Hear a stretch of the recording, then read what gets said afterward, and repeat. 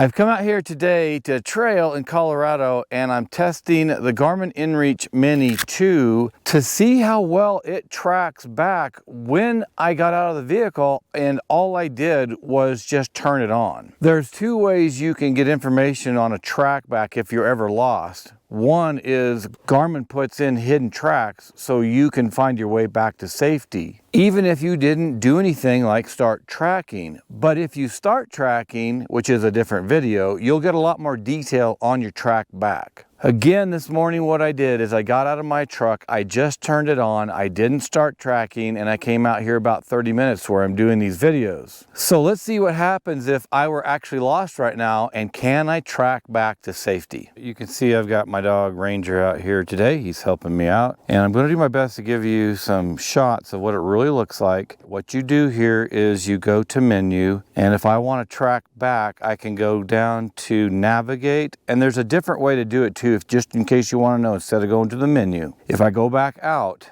if I arrow down with this key here on the left, you can see there's tracking is off and there's navigation right here. So you can see there's two ways to get to navigation. What I always do is I just hit the menu button and then I go on down to navigation. You can see it says navigate instead of navigation. When I select that, you can see there's waypoints and TracBack. Now what I want to do is I want to go to TracBack. All right, I'll select TracBack and it gives me a message here, navigate along.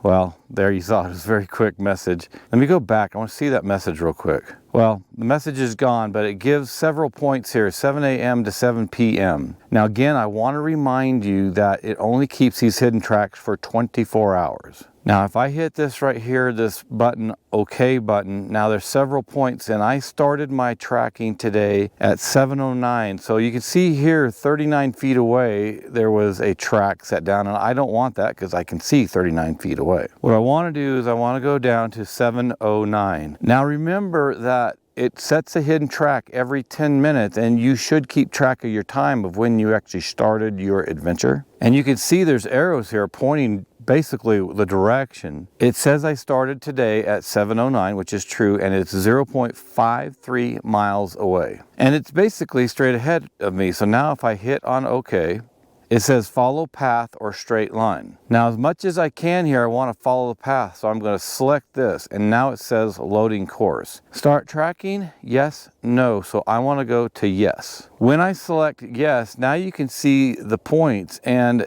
it's actually a straight line. I want to show you real quick, you can see your tracks on the map here. And then if you hit the up and down arrow, you can see different information. I can see it's 0.6 miles away. I can see the compass, and I can see my waypoint, my northing and westing, and my elevation. It's really this simple, and you can see the tracks right here. You do get a little more information sometimes when you start tracking, but I did not start tracking and I went by the waypoints. When I start following this back, it may give me an on or off course. I'm going to test this really quick, and it may be a jumpy video as I'm walking, but I want you to see what it sounds like and looks like when you get an on and off course alert. All right, the trail is that way, but we are going to walk over here towards the sun and let's see what happens. And as best I can, I will hold this steady so you can see what happens when I go off course.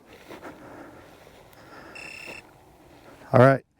You can see that it says off course and there was an audible alert.